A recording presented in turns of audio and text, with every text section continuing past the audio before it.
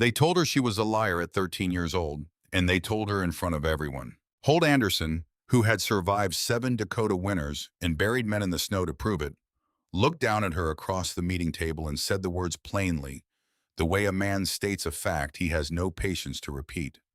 When you fail, girl, the children of this valley freeze with you.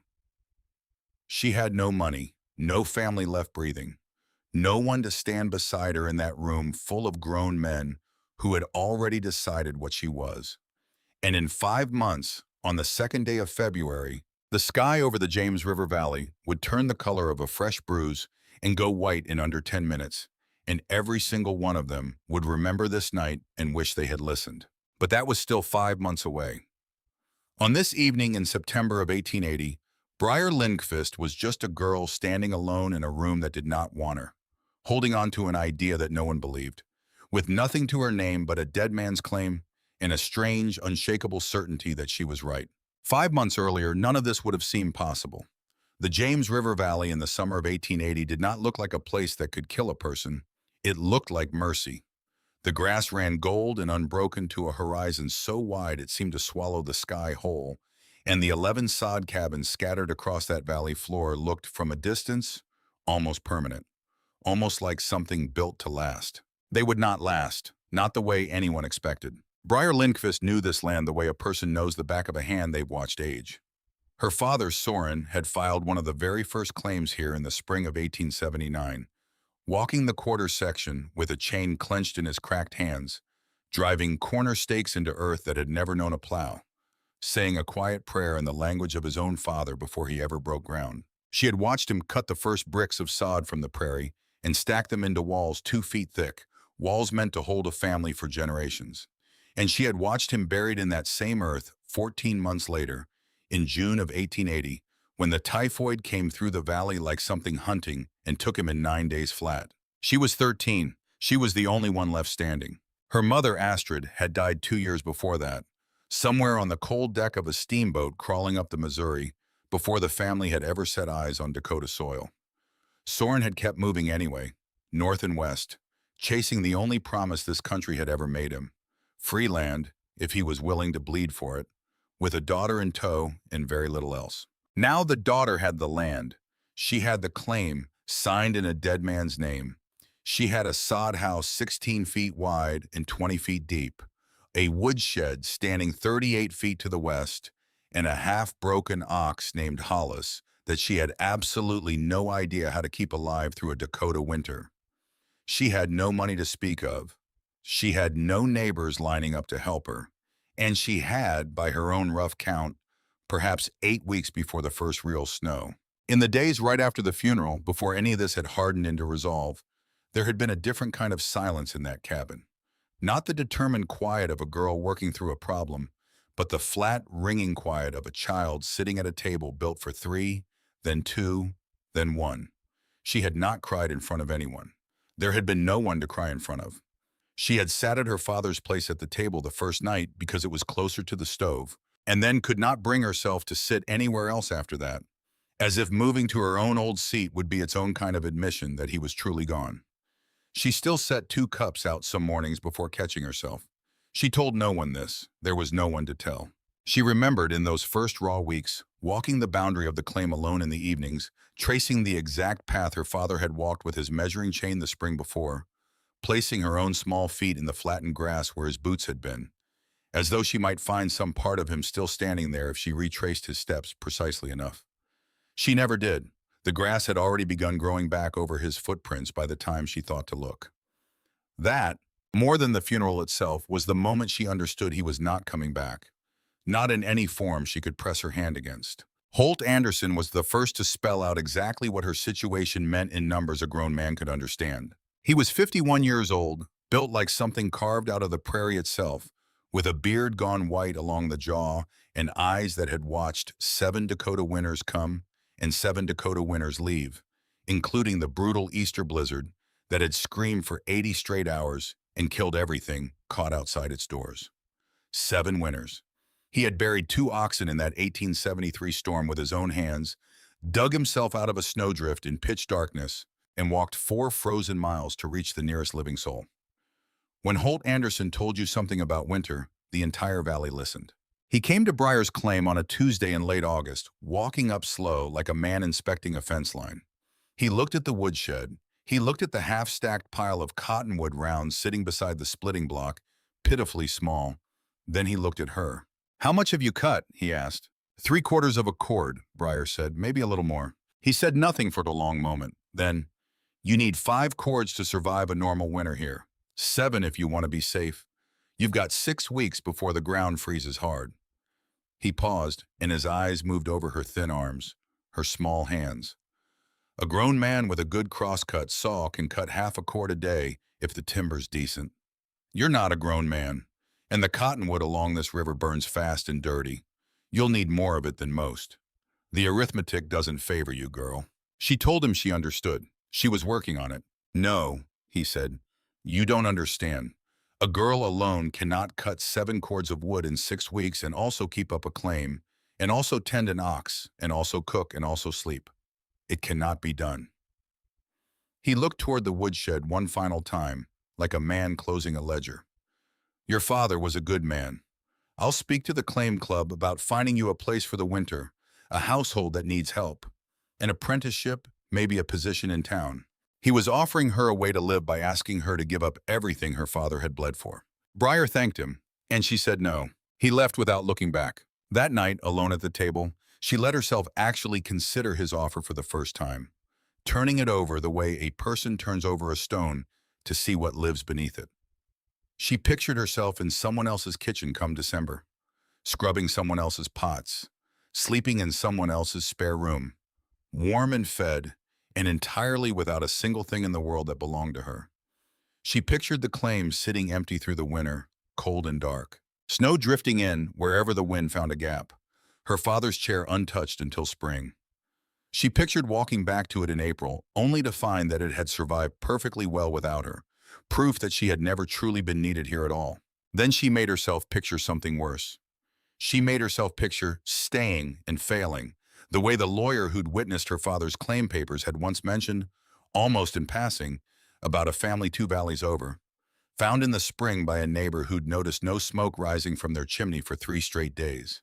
She sat with that picture a long while, letting it be exactly as ugly as it actually was, refusing to look away from it the way she suspected a grown person might have allowed themselves to do. And underneath the fear, she found the other thing, the thing that had been sitting quiet in her chest since the funeral, waiting patiently for her to finally notice it. If she left, the claim died with her father a second time.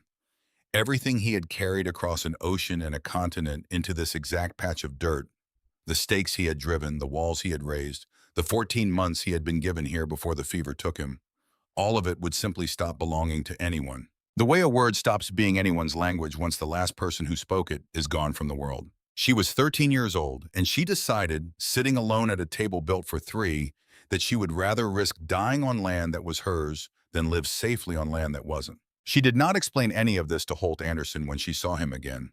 She simply did not go. 3 days later, in the cooling blue light of late August evening, Breyer walked the half-mile down to the lake to check the muskrat lodges among the cattails.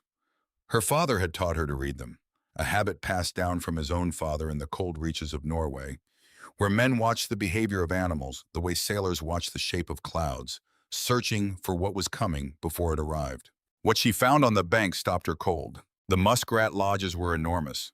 Normally they rose perhaps 18 inches above the waterline, modest domes of mud and cattail stems. These stood nearly 3 feet tall. The walls were packed so thick she could press her whole fist against the side and feel no give at all, no softness, nothing but solid resistance.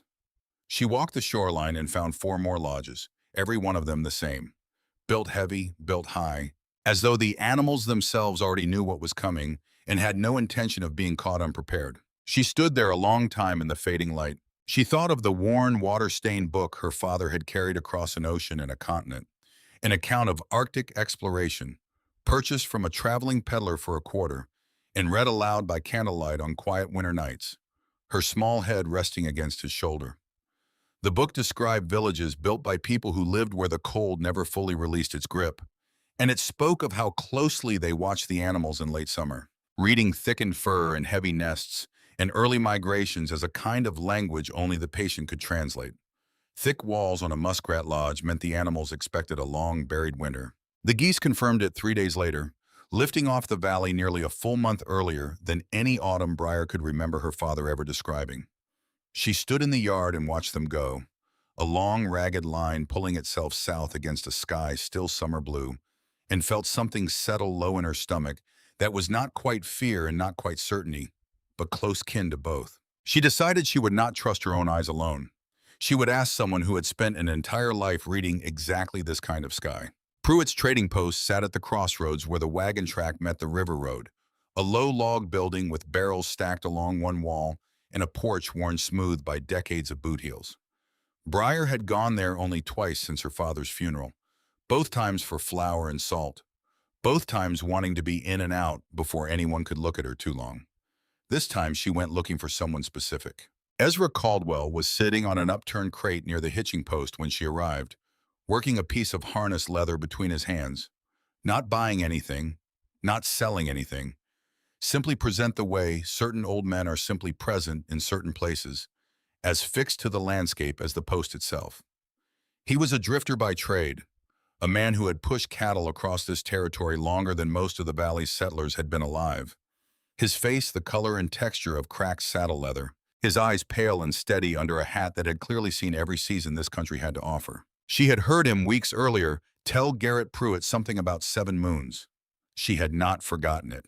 "Mr. Caldwell," she said, and he looked up at her without any particular surprise, as if he'd been waiting for someone to finally ask him directly. "Lindquist girl," he said, not a question. "I heard you tell Mr. Pruitt something.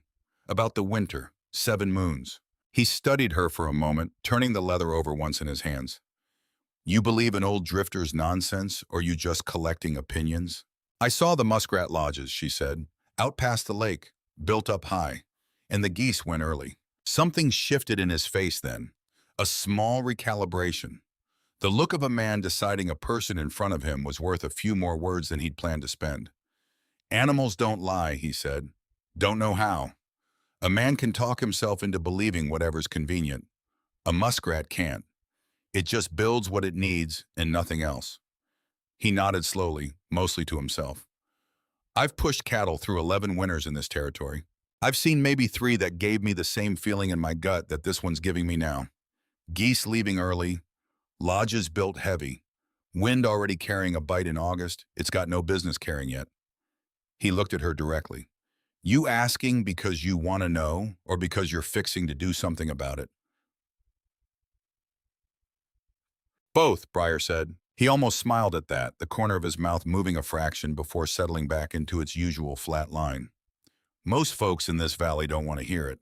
Comfortable not knowing. You strike me as a different breed of fool." He paused. "Whatever you're planning, girl, plan it bigger than feels reasonable. A bad Dakota winter doesn't argue. It just arrives and does what it's going to do, and reasonable has nothing to say about it." "How would a person know," Briar asked, "if they were ready?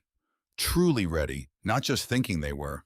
Caldwell considered this for a long moment, the way a man considers a question that has actually earned a real answer. "You'll know you're ready," he said finally, "when you've already imagined the worst day of that winter so clearly you can feel the cold in your own teeth, and you've already built something to answer it. Most folks imagine the worst day and then just hope it skips them. That's not the same as being ready. That's just being scared with extra steps." She thanked him. He went back to working the leather in his hands, and that, she understood, was the whole of the conversation he intended to give her. It was enough. She walked the 4 miles home, turning his words over with every step, and by the time she reached her own door, the rough shape of an idea had already begun forming in her mind, something half remembered from her father's book and half built from nothing at all. She walked home alone in the dark that night and sat at the rough wooden table where her father used to read aloud, and she thought hard about what 7 moons of true winter meant. October clear through to April. Snow on the ground from the first freeze to the last thaw, and not ordinary snow either. The kind that filled every coulee to the brim, the kind that drifted clean over fences, buried roofs, and packed itself against doors until no living man could force them open from the inside. She thought about what happened if the door was buried and the woodshed was out of reach. You could not get to your fuel. You could not get to your neighbors. You could not get to anyone at all. You simply sat inside until the fire died and the cold came in to take its place. She was a girl, alone, on the edge of a valley that did not care whether she lived or died. No one was coming to dig her out. She sat with that thought for a long while.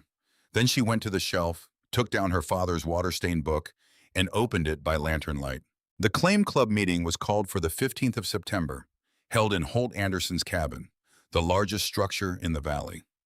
11 families crowded in around the table and along the rough log walls, hats clutched in work-roughened hands, talking in low voices about the coming winter. Rope lines to the barn, banking sod high against the outer walls for insulation. The same preparations made every single year since the first claim was filed. Breyer waited until the talk settled. Then she stood. She was the youngest person in that room by at least 15 years, and she understood, with a clarity that made her stomach tighten, that she was also the person with the least right in the world to speak. She spoke anyway. She told them about the muskrat lodges, walls thick enough to stop a fist. She told them about the geese, gone weeks before their time.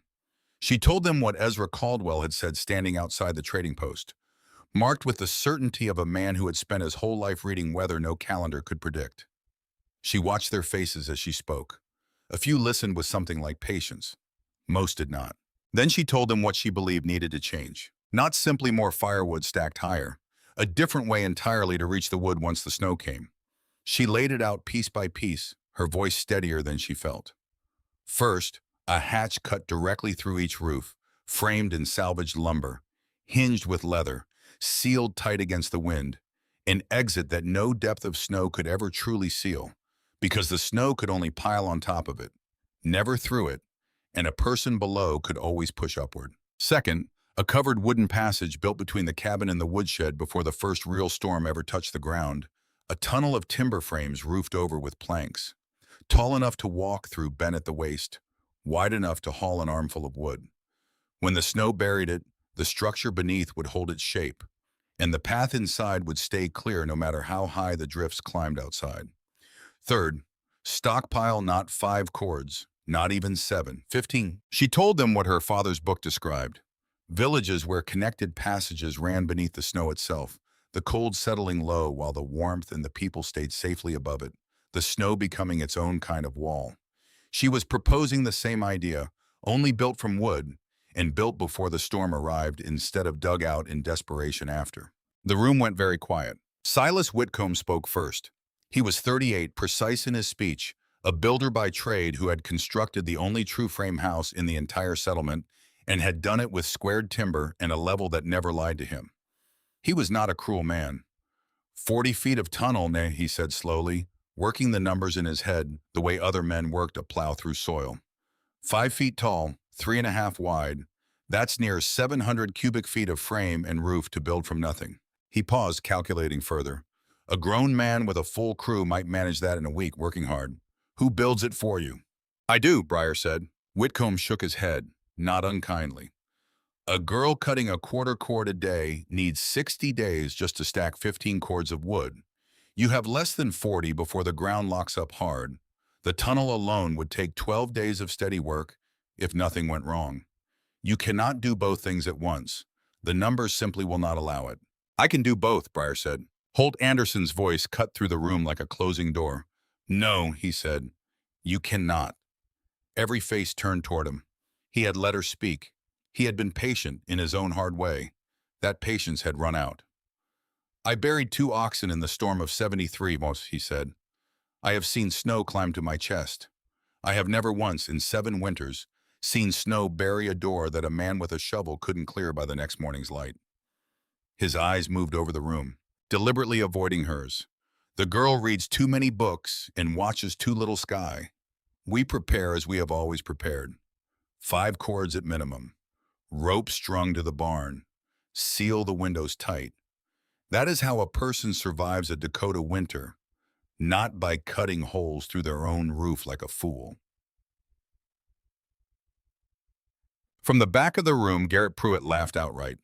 He was the settlement's only trader, the man who controlled the credit that half the families in the valley depended on to make it through to spring, and he had not laughed once at the muskrat lodges or the early geese. He laughed now. The girl's touched, he said. First the rodents, now an old drifter's superstition off a trading post porch. Next you'll have us digging tunnels through our own floors based on a picture book about frozen savages up north. He shook his head with theatrical weariness. I say we stop indulging this nonsense. She needs a household to take her in, not a claim sitting empty under her name. Send her to apprentice somewhere proper before she freezes solid on her father's dirt. A low murmur moved through the room. Not full agreement, but the particular sound a room makes when someone has said aloud what several people were already thinking in private. Holt called for a vote. The claim club decided. Breyer could keep her father's land, but she would receive no communal resources for whatever project she intended to build. No shared lumber, no shared tools, no labor lent from any hand in the valley. If she wished to cut holes in her own roof, that was her business and hers alone. The settlement would prepare exactly as it always had. Breyer walked home through the dark alone. She was 13 years old. She had an axe, a handsaw, a flat spade, a broken-down wagon bed for salvage lumber, and a water-stained book about a frozen world most of these men would never believe existed outside its pages. She had 40 days. That night, before she let herself sleep, she pulled the old trunk out from beneath her father's bed, the one she hadn't been able to bring herself to open since the funeral. Inside, beneath a folded wool coat that still smelled faintly of him, she found the book again, the spine soft from handling, and beneath that, something she hadn't expected, a handful of loose pages, her father's own handwriting, notes he had clearly meant to copy into something more permanent and never found the time to finish. Observations about wind patterns, sketches of frame joints, a rough drawing of a passage between two structures, walls reinforced against the outside. Not instructions left behind on purpose, not a message meant for her. Simply the unfinished work of a man who had been thinking about exactly this problem before the fever took him. She sat with those pages a long time by lantern light, tracing her father's hand with her own finger, and something in her chest settled into something harder and more certain than grief. He had been building toward this same idea. He simply hadn't lived long enough to finish it. She would finish it for him. She began the very next morning. The roof hatch came first. She chose the peak of the sod roof between two purlins, where the structure sat most solid beneath her, and marked a rectangle in chalk, 30 inches wide, 36 long. Then she began to cut. Sod comes away in clean bricks if the angle is right, straight down with the flat spade, then pried loose from the side, the way she had watched her father do it the summer they raised these very walls. She did it now on the roof itself, kneeling on the slope, working brick by careful brick until daylight broke through the gap beneath her, and she could see straight down into her own cabin. The cold stove, the bare table, her father's book waiting on its shelf. She framed the opening with salvaged lumber pulled from the broken wagon, notching each piece to seat tight against the purlin, driving them home with an iron mallet that felt far too heavy in her hands by the end of the second hour. The door itself she built from 3 planks battened together with cross pieces, perhaps 25 pounds of solid weight. She cut leather strips from an old harness and nailed them on as hinges. She threaded a length of rope through a hole bored in the center, knotted it tight on top, fixed a rough wooden handle to the underside so that, from inside the cabin, a single pull would lift the whole door open above her. She sealed the frame with a strip cut from an old wool blanket and worked tallow into every joint until her fingers ached from the cold grease. Then she climbed the ladder, pushed the door open from beneath, and pulled herself up through it onto the open roof. She stood there in the thin September air and looked out over the settlement. 11 cabins, 11 woodsheds, 11 chimneys, all of them looking exactly as they always had, untouched by anything she had just built. 2 days of labor behind her.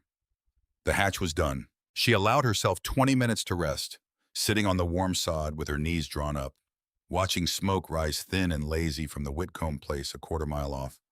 An ordinary evening fire for an ordinary evening. And she wondered, not for the first time, whether she was building towards something real or simply building a monument to her own grief. A way of keeping her hands too busy to feel the empty half of the table. She decided it did not matter which one was true. The work needed doing either way. Then she walked down toward the James River. She needed wood, not yet for burning, but for the tunnel frames themselves. Cottonwood grew thick along the river bends 4 miles east, And what the river offered, it offered freely. She spent 3 full days hauling poles on a hand-pulled sled, 6 feet long and 4 inches across, stacking them beside the cabin, one exhausting trip at a time, until she had counted out 26. 4 miles out, 4 miles back, twice a day when her body allowed it. The sled loaded with 6 or 8 poles at a time, the rope cutting a raw line into her shoulder on every return trip. She came home after dark each night, ate cold cornmeal mush standing at the table because sitting felt like surrender, and slept without dreaming. On the first of those 3 days, she counted the trip out and back twice and told herself that was enough. By the second day, her body had stopped negotiating with her about how many trips were enough and simply did what she told it to do.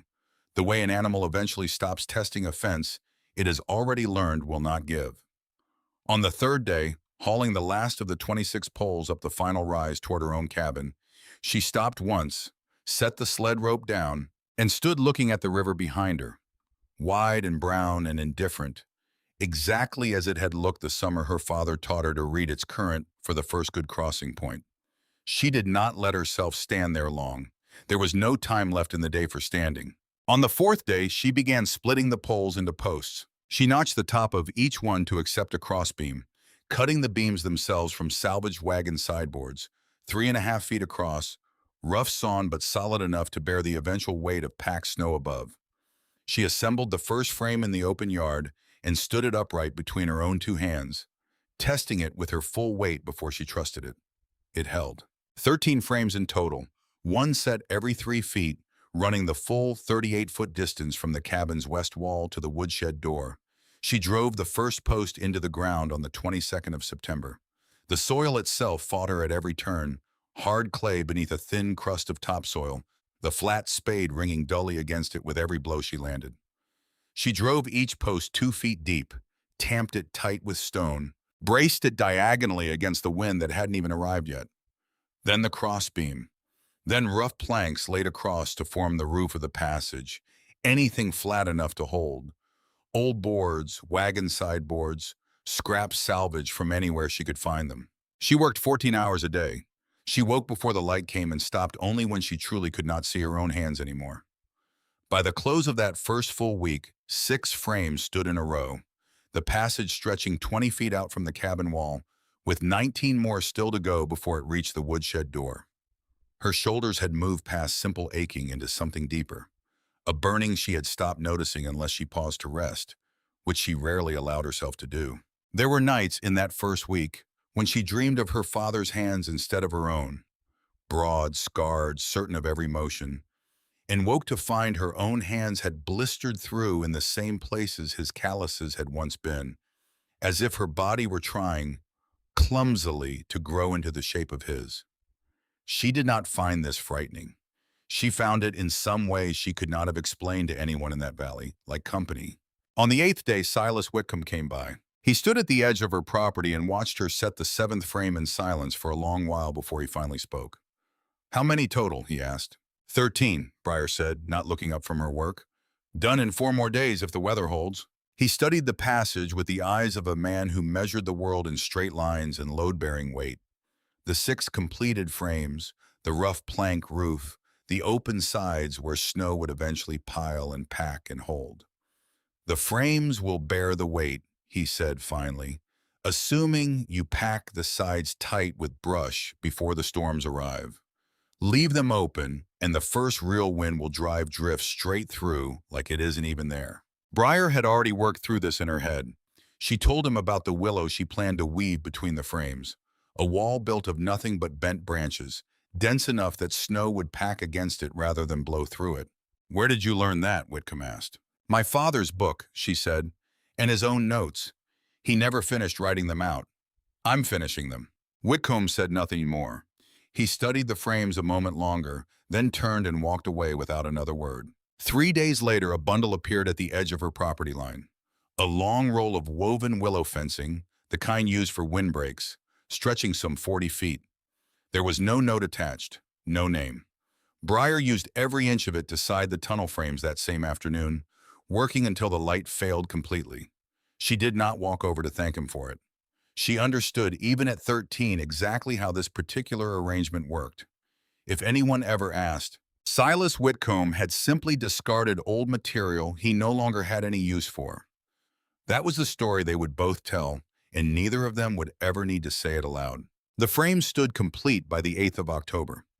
Briar walked the full length of the passage from the cabin wall to the woodshed door, 5 feet of clearance overhead, 3.5 feet of width on either side. The plank roof did not flex beneath her palm. The willow sides held their shape against the wind that had finally begun testing them in earnest. She stood inside that finished passage and thought for the first time in weeks about February. She had perhaps 6 days left before Whitcomb's grim arithmetic became simple, unforgiving fact. She still had 5.5 cords of wood to cut, with no time left to cut them in.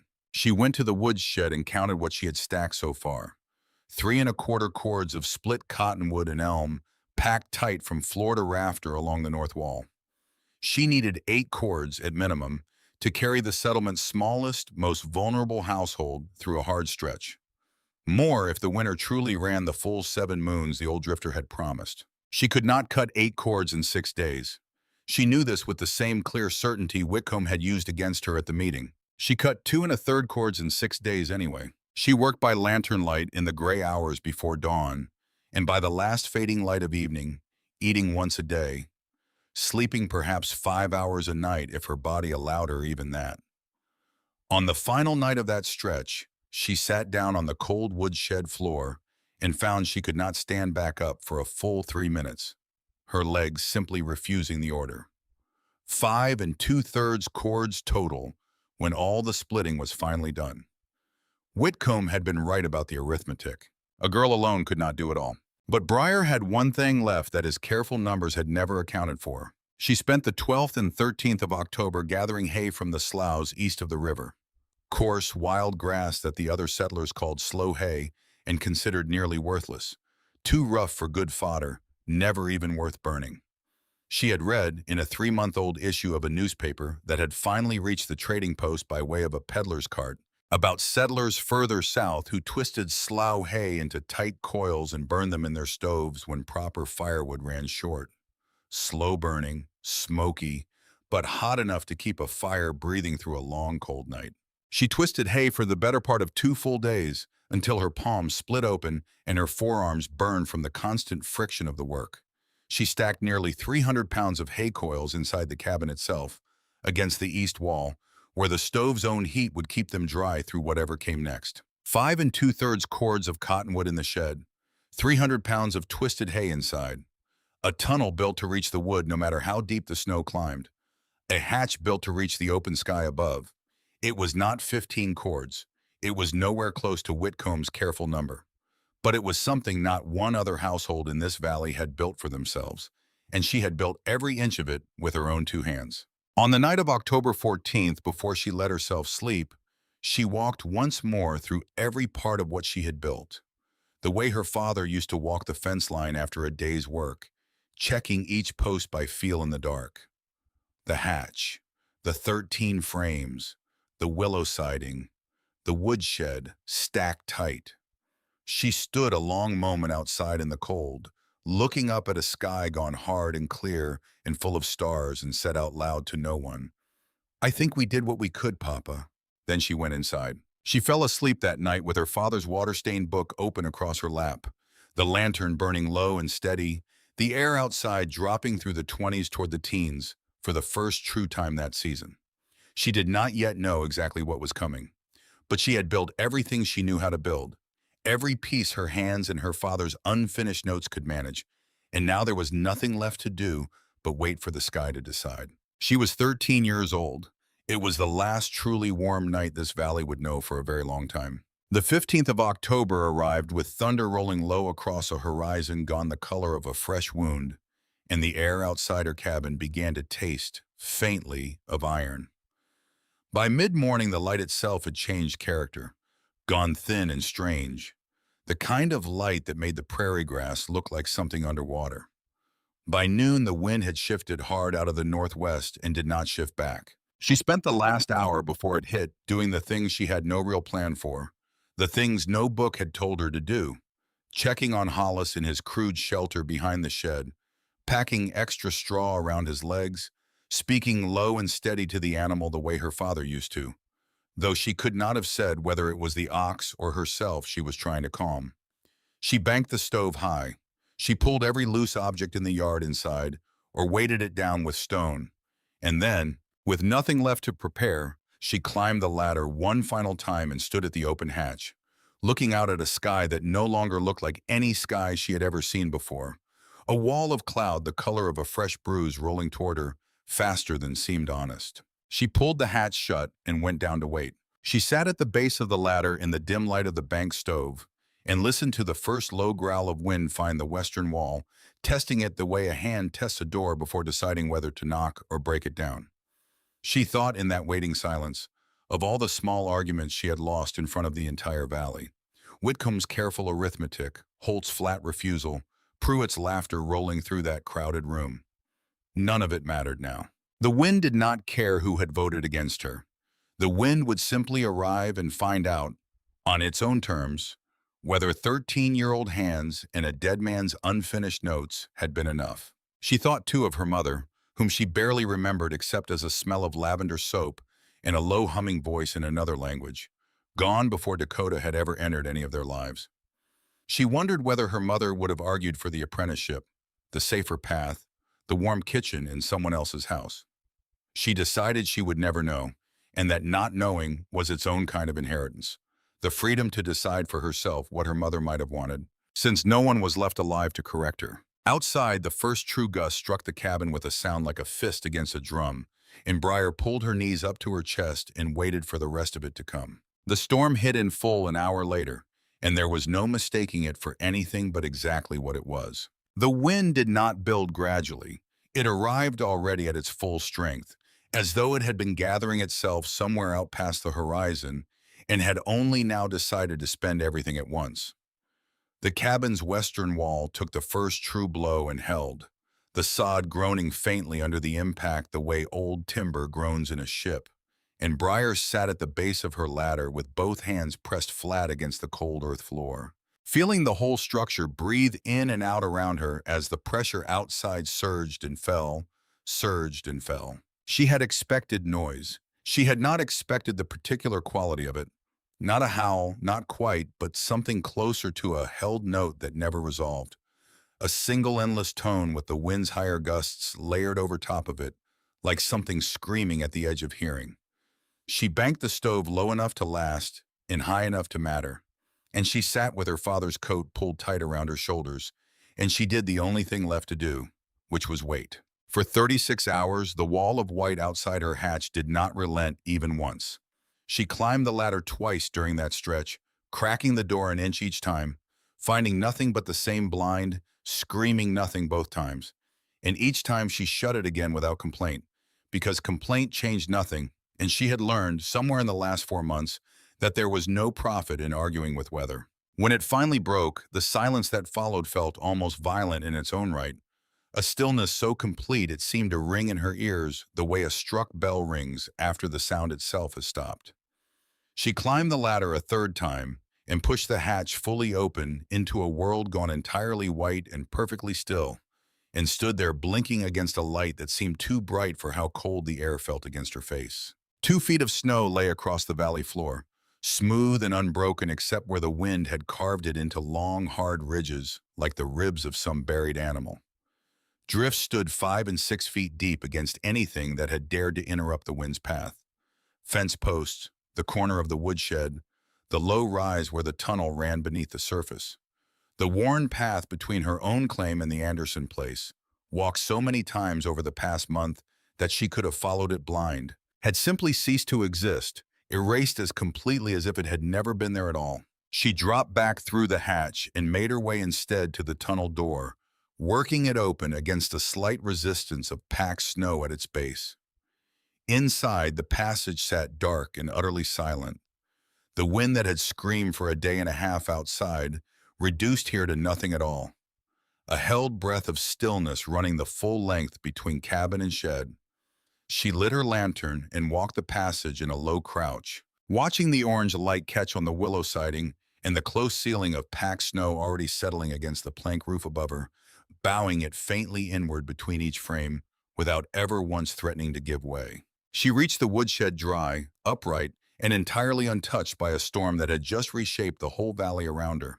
The tunnel worked. She stood there a long moment, simply feeling that fact settle into her chest, something close to relief moving through her for the first time in weeks, before she loaded an armful of split cottonwood and carried it back through the passage to set beside the stove. She made the trip 3 more times before she allowed herself to stop, building a small reserve close at hand so that the worst of the storm, whenever it returned, would never force her back out into open weather simply to keep the fire fed. Outside, faintly, she could hear the settlement beginning to stir back to life. The dull, rhythmic thud of shovels striking drifted doors, men's voices carrying thin and hard across the snow, Holt Anderson's voice somewhere in the mix, sharp with something about a rope, something about an ox that had gone down in its shelter and needed hauling back to its feet.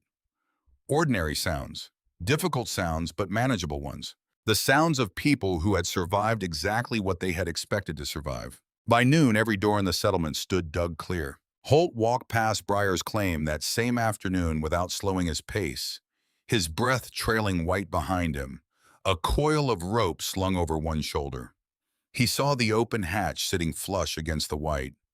He saw the low, unmistakable ridge of the buried tunnel running its straight line from cabin to shed. He kept walking. He said nothing at all, and his face gave away nothing either. No surprise, no grudging respect, nothing but the flat, unbothered expression of a man whose own predictions had once again been proven correct in every detail that mattered to him. Breyer watched him go and understood the message well enough without it ever being spoken aloud. One storm, doors cleared by midday, same as every other year. There was nothing here worth remarking on, nothing worth reconsidering. The settlement had prepared exactly as it always had, and the settlement had come through exactly as Holt Anderson had promised it would all along. She went back inside and twisted more hay by lantern light, because some quiet, stubborn certainty in her chest had already decided that this storm, however violent it had felt while it lasted, was never meant to be anything more than the valley's opening warning. She was right, though it would take the rest of that long winter to prove it. November arrived slowly at first, and then all at once, the way certain seasons seemed to gather themselves before announcing their true intentions. A full week of genuine warmth settled unexpectedly over the valley in the early days of the month. Temperatures pushing toward 50 degrees beneath a sky scrubbed clean and blue. Mud running thick in the wheel ruts. Water trickling in places that had stood frozen solid only days before. Talk drifted easily through the settlement of an early thaw, of a mild winter after all, of Holt's steady, time-tested preparations vindicated yet again, and of the girl's strange tunnel quietly filed away as an oddity rather than anything worth genuine concern. Garrett Pruitt extended credit through the end of the month on the strength of that comfortable hope, and for a handful of days, the entire valley allowed itself something close to ease. Children played outside without their coats for the first time in weeks, their laughter carrying strange and bright across air that had, only days earlier, smelled faintly of iron and coming thunder. Breyer did not trust a single hour of it. She spent that entire warm week cutting wood anyway, working from the gray edge of dawn until well past dark. Her hands cracked and bleeding faintly at the knuckles every single morning until the labor itself warmed them enough to stop the ache. She added half a cord to her stack inside the shed, packed tight against the rest. She twisted more hay until her fingers screamed at her to stop, and then she twisted more after that, because Ezra Caldwell's voice kept returning to her in odd, quiet moments throughout the day. You'll know you're ready when you've already imagined the worst day, so clearly you can feel the cold in your own teeth. And some part of her understood that a week of borrowed warmth was not the same thing as a winter that had changed its mind. She walked the length of her tunnel twice during that week, checking every joint by hand for any softness that might have crept in during the brief freeze and thaw cycle following the first storm. She found 2 frames that had shifted slightly and spent half a day retightening them, driving fresh wedges between post and beam until the structure stood as solid as the day she'd finished it. On the 12th of November, the second blizzard arrived, and it arrived with none of the theater the first one had offered. There was no thunder this time, only a steady, almost gentle drop in the air pressure that Breyer felt first in a dull ache behind her eyes, and then a thinning of the light itself. the whole valley going gray within the span of a single hour before the world turned fully white again. 3 days of unbroken white followed. Relentless in a way the first storm had not quite managed to be, simply because it never paused, even briefly, to let anyone catch their breath. When it finally cleared, the snow stood 4 feet on the level, and the drifts had buried Whitcomb's fence posts entirely, leaving nothing visible above the surface but a single thin line of wire stretched taut across an otherwise empty, unbroken field of white. The settlement dug itself out again, slower this time, the families visibly more tired than they had been after the first storm, their movements carrying the particular heaviness of people beginning to understand, however reluctantly, that this winter might not be following the rules they had counted on. On the 21st of November, the third blizzard came rolling in behind it, and this one lingered for 5 full days before it finally, grudgingly broke. When the sky cleared on the 26th, barely a week ahead of December, the snow outside Briar's cabin door stood 6 feet deep. She did not even attempt the door this time. She simply climbed her ladder, lifted the hatch, and pulled herself directly up onto the surface, snowshoes already strapped to her feet from long habit now. The settlement looked different to her that morning, not yet buried completely, but unmistakably transformed in ways that made her chest tighten when she truly looked at it. The low-sod cabins had visibly shrunk against the rising white, their roof lines sitting only 2 or 3 feet above the surrounding snow, where once they had stood proud and full. The smaller outbuildings had nearly disappeared altogether. The Wickham family's chicken coop, once a modest frame structure standing 20 yards from their cabin, had vanished beneath the surface entirely. Nothing left to mark its presence but a shallow rectangular rise in an otherwise unbroken field of white, like a grave dug for a building rather than a person.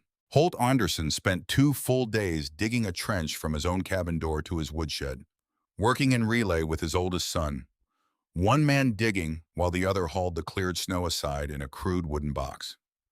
On the evening of November 28th, Briar watched from her own rooftop as Holt walked the length of his finished trench, testing its depth with obvious satisfaction, his breath rising in short, hard bursts, 3 feet wide, 4 feet deep, open straight to the sky above, with nothing at all to protect it from the next storm's wind. One storm would fill it completely, and she understood that he knew this as well as she did, and had simply decided, after 7 winters of doing exactly this, that he would dig it out again as many times as the winter demanded. She watched him from her roof and said nothing, because there was nothing left to say that hadn't already been said and dismissed in that crowded room back in September. December arrived, and the storms arrived with it, one after another, with barely time to breathe in between. A blizzard struck on the 3rd. Another followed on the 9th, shorter but somehow meaner, the wind carrying a particular vicious edge to it that left exposed skin burning within minutes. The temperature in the brief gaps between storms never managed to climb back above zero, and the snow itself had stopped behaving the way snow was supposed to behave at all. It no longer compacted, no longer settled into something a person could reasonably walk across without sinking.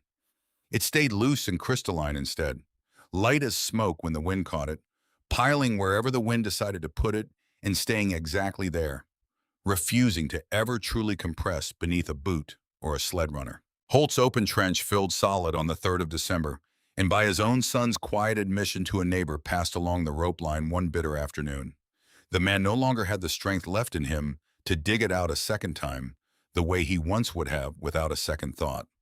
He began instead hauling wood inside 2 armloads at a time, 2 careful trips a day, working hand over hand along a rope line strung blind through the white between his door and his shed.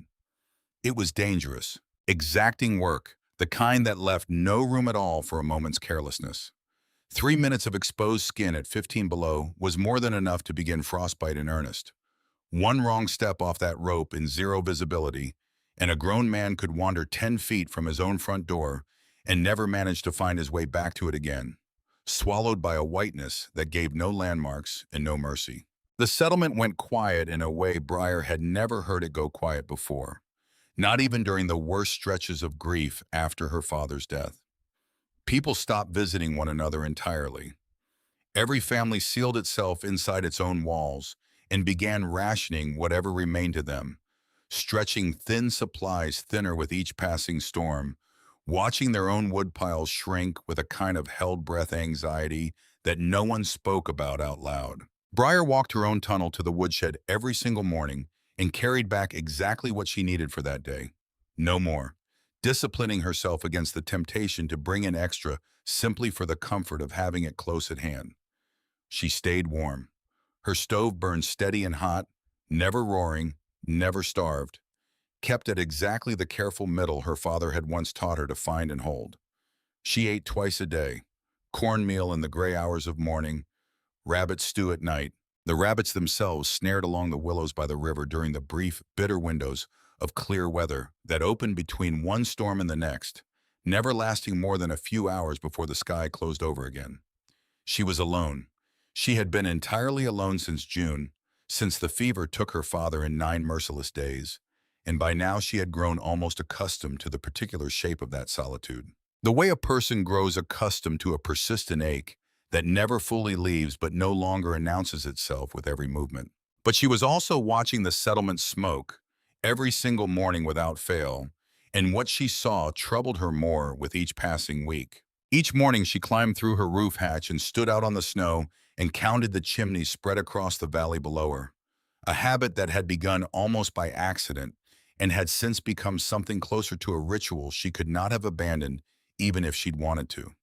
Some burned thick and steady, confident columns of gray rising straight into a pale sky, the unmistakable signature of a household managing its fuel with patience and care. Some burned thin, the columns wavering and uncertain, rising only a few feet before seeming to give up entirely against the cold. Garrett Pruitt's chimney, which had run heavy and careless through most of November, the man burning through trade goods himself, Briar suspected, rather than rationing properly, treating his own comfort as more urgent than his own survival, had thinned down to almost nothing by the middle of December.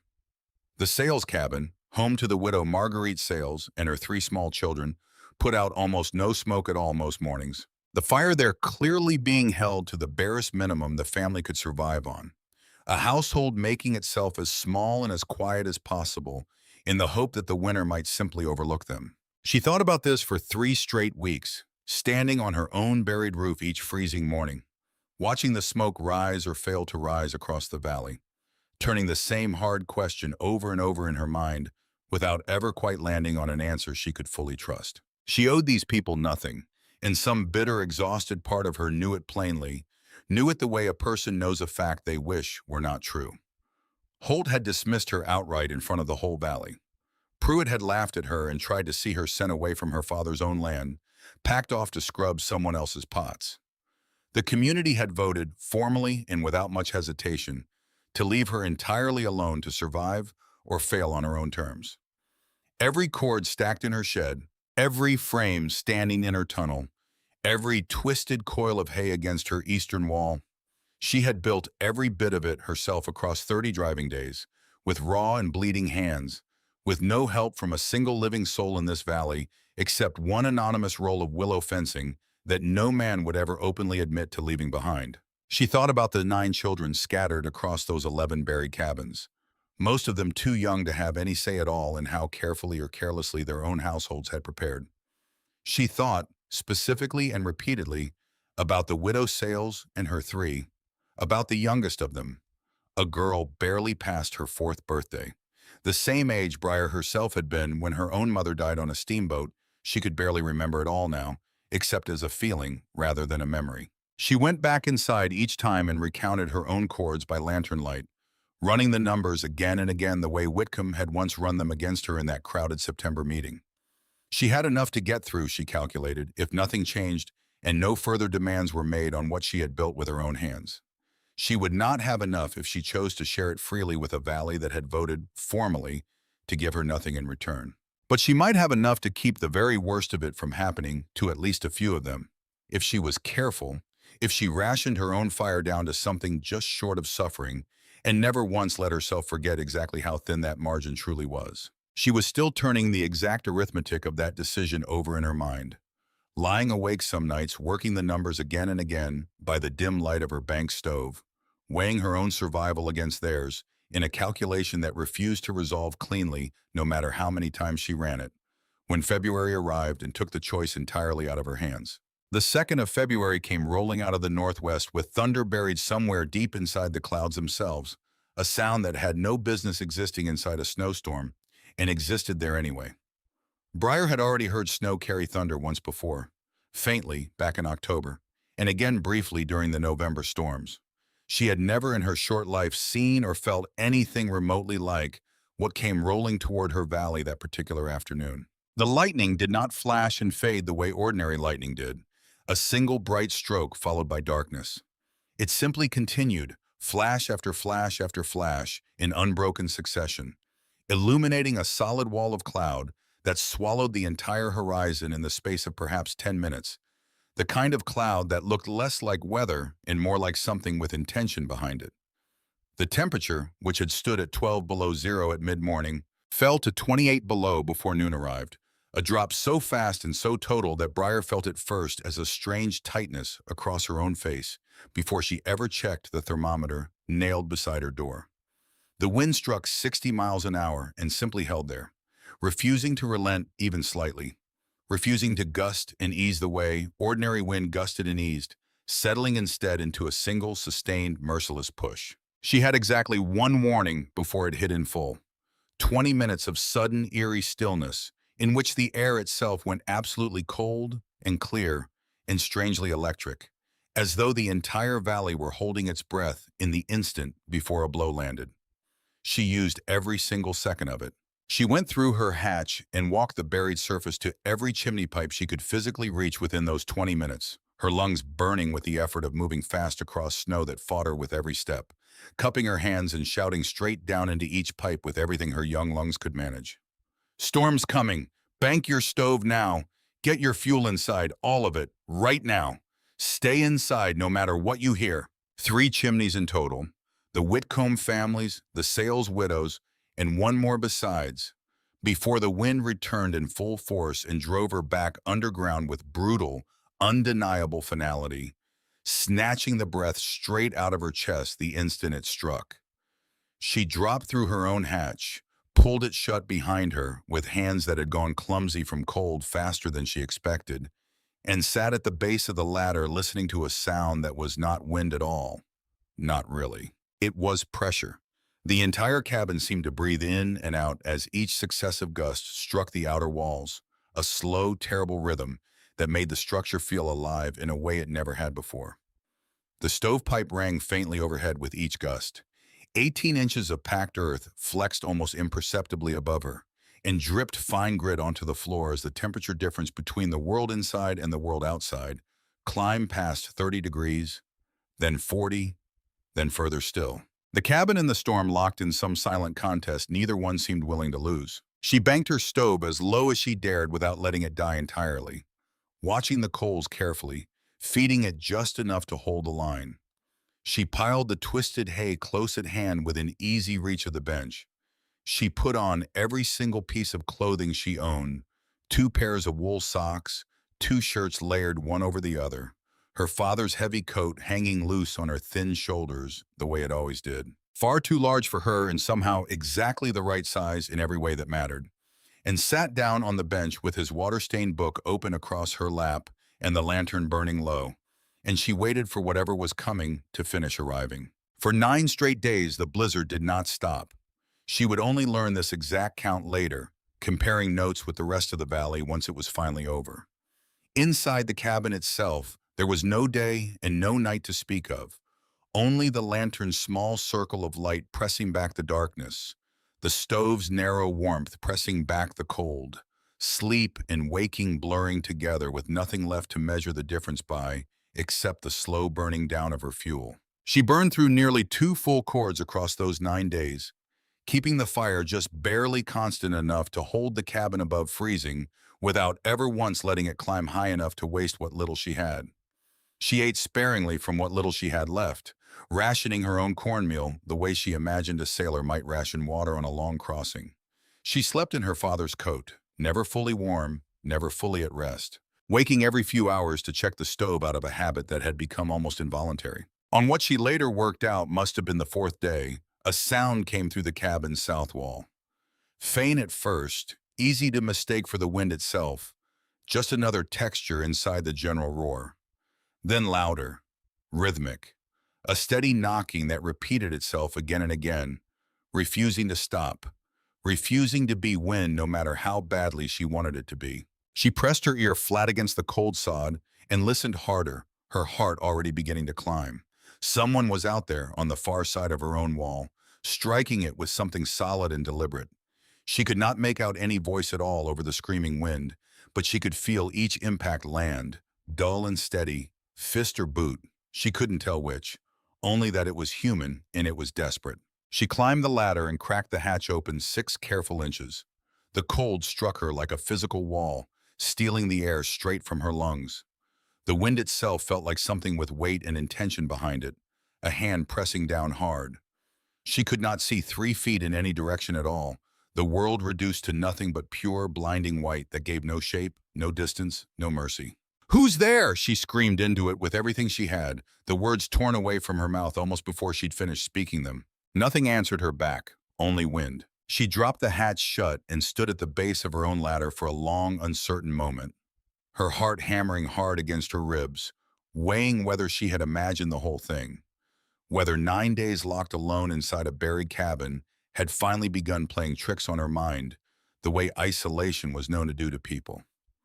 Then the knocking came again, unmistakable, and she made her way to the tunnel door instead, pushed it open, and walked the length of the passage through to the woodshed beyond, moving as fast as the low ceiling would allow her. She came out through the shed's east-facing door directly into the full teeth of the storm, sheltered only slightly by the building's southern wall, and found Wilhelmina Anderson, Holt's own wife, pressed flat against the cold exterior wall, one arm hooked desperately around the stovepipe collar above her head, using it as her only anchor against a wind trying with everything it had to tear her loose and carry her off into the white. A length of rope was knotted tight at her waist, the other end vanishing somewhere into the screaming nothing behind her, presumably tied at the other end to her own front door, 300 yards distant across a landscape that had erased every familiar landmark. She had no fuel left to her name. She had walked her own family's guide rope hand over hand through 30 below wind and 0 visibility until she struck something solid enough to hold on to, trusting blind faith in a length of hemp to carry her somewhere, anywhere. That wasn't her own dying fire. She had been knocking, Breyer would later learn, for nearly 10 full minutes before anyone heard her at all. Her fingers had already gone gray at the tips, the color of old ash.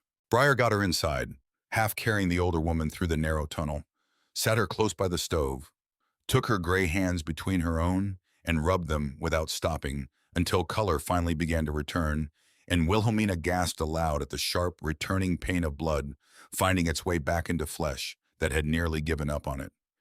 She gave the older woman water, warmed first against the stove. She gave her what cornmeal she could spare, watching her drink the warm mush more than eat it, her hands still trembling too badly to hold a spoon steady. Wilhelmina said nothing at all for a long while, sitting wrapped in a spare blanket with her eyes fixed on the small fire, as though she had forgotten what warmth felt like and was relearning it slowly, piece by piece. Then quietly, almost ashamed to say it aloud, "Holt is burning the table." Breyer gave her 4 pieces of split cottonwood and a bundle of twisted hay, working quickly now because every minute spent inside was a minute. The storm continued unabated outside. She loaded what little she could spare onto a crude sled, 2 boards lashed across 2 narrow runners, 10 more pieces of cottonwood stacked on top, a rope tied fast to the front. She pressed the rope into Wilhelmina's raw, recovering hands and made her promise, twice, to follow her own guideline back the exact way she had come, hand over hand, no matter how long it took or how badly her arms ached by the end of it. She watched until the white finally swallowed the older woman whole, the sled dragging slow behind her, the rope disappearing inch by inch into a storm that gave no guarantees about what waited on the other side of it. She had 7 days of fuel remaining when this storm began. She had just given 2 of those days away without much hesitation at all, and some small, frightened part of her understood exactly what that decision might cost her before this was finally over.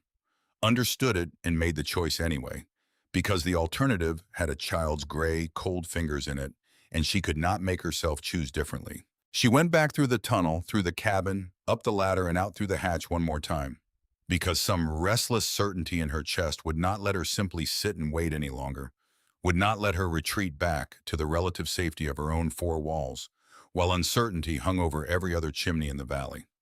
The world above lay flat and white in every direction, no depth to it at all, no shadow, nothing but an endless pale void beneath a sun she could not directly see through the haze of blowing snow still hanging in the air even in this brief lull. Where the settlement had once stood, the cabins, the fences, the sheds, the barns, every structure that had once given this stretch of prairie the shape of a community, there was nothing left visible at all. The snow ran level clear to the horizon, broken only by thin, dark lines of chimney pipe poking up through the surface like fence posts driven into nothing. The only proof remaining that 11 families still lived somewhere beneath all that white. Some of them smoked faintly, some did not smoke at all. The ones that weren't smoking frightened her more than the storm itself, more than the cold biting through every layer she wore, more than the very real possibility that she herself might not survive what was still to come. She marked each smoking pipe carefully in her mind, fixing their positions before the wind could blur her memory of them, building a rough map of the valley out of nothing but cold geometry and desperate hope. The nearest stood perhaps 30 yards to the northeast, the Whitcomb family's pipe, a single thin gray thread rising weak against the white, barely a fire at all. She started toward it, moving carefully across snow-crusted, just hard enough to hold her weight if she placed each step with care. Her homemade snowshoes the only thing standing between her and sinking to her waist with every stride. She reached the Whitcomb chimney and dropped to her knees beside it, scraping snow away from its base with hands already going numb inside her gloves until she found the iron collar where the pipe exited the roof below the surface. She worked the upper section loose, the metal so cold it seemed to burn against her palms, even through the leather, and shouted straight down into the dark opening with her face pressed close to the gap. "It's Briar Lindqvist, I have wood!" A long silence answered her first, long enough that a cold seed of fear took root in her chest. What if the silence meant something worse than simply not hearing her?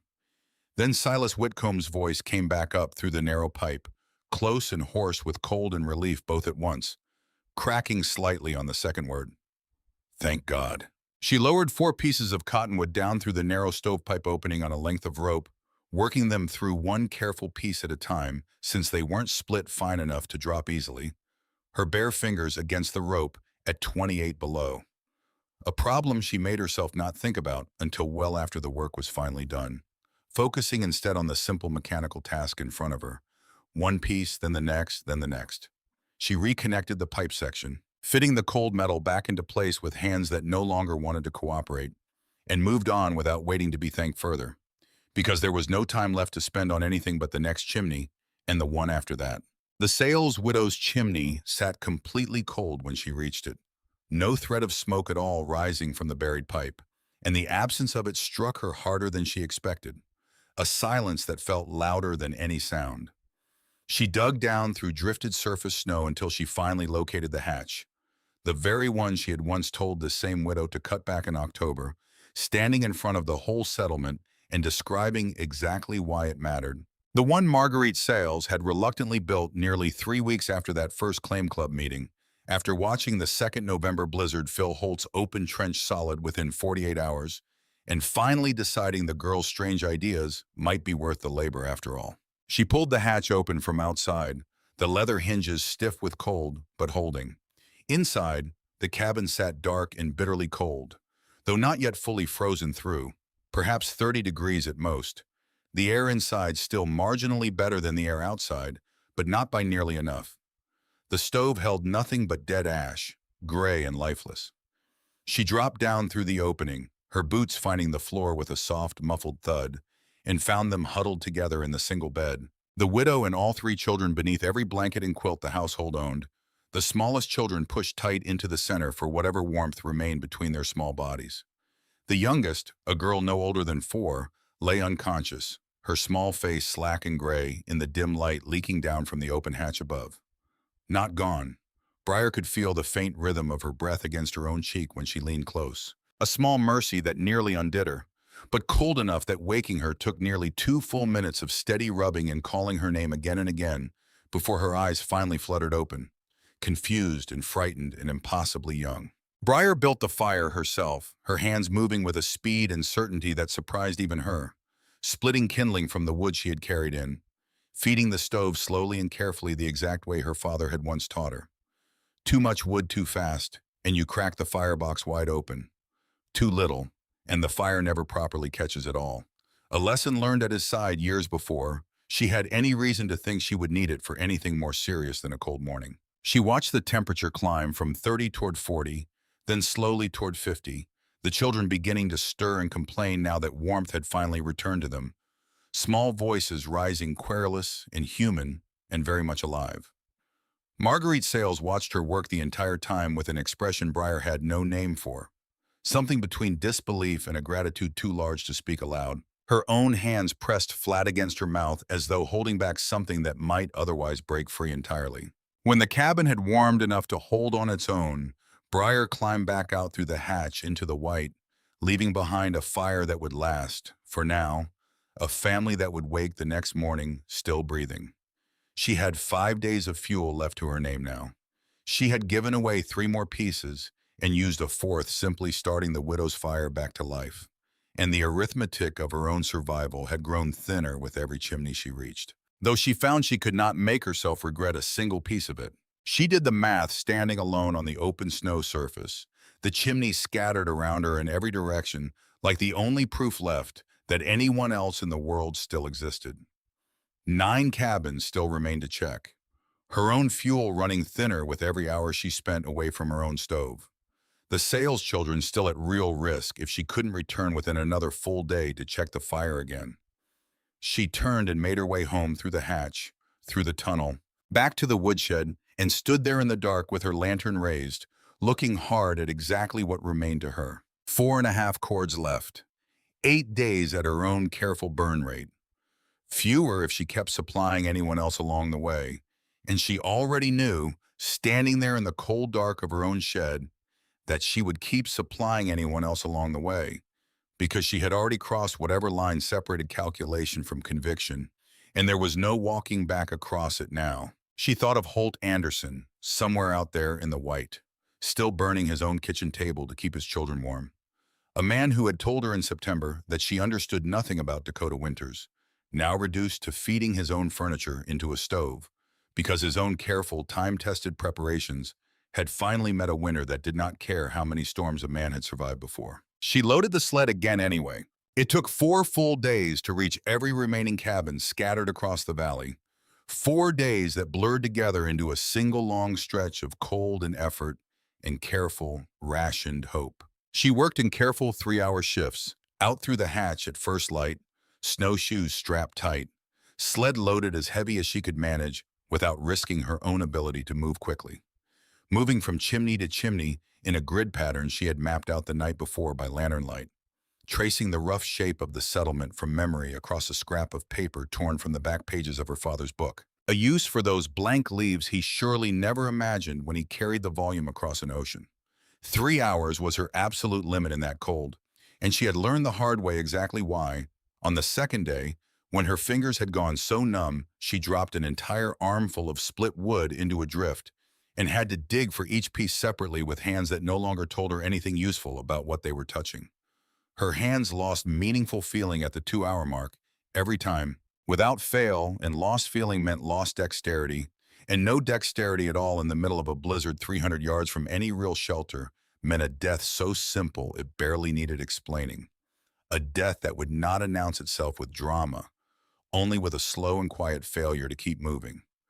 3 hours out, then back through the hatch, hands pressed flat against the warm stovepipe until sensation finally crept back into her fingers, burning worse than the cold itself had.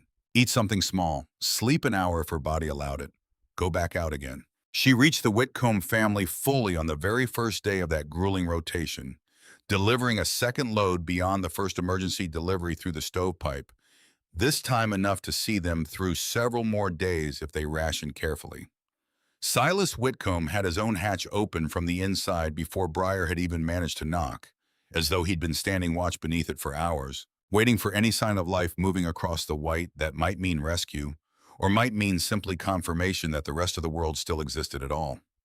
His face, when he saw her standing there in the howling silence with a sled of firewood lashed behind her, wore an expression Briar would never quite find the right words to describe to anyone afterward. Something between shame and wonder and a relief so total it looked almost like grief. He took the wood from her without speaking a single word at first, his hands shaking slightly as he stacked the pieces inside his own hatch, and then, before she could turn to leave, passed down half a pound of salt pork through the open hatch in return, pressing it into her hands with both of his own.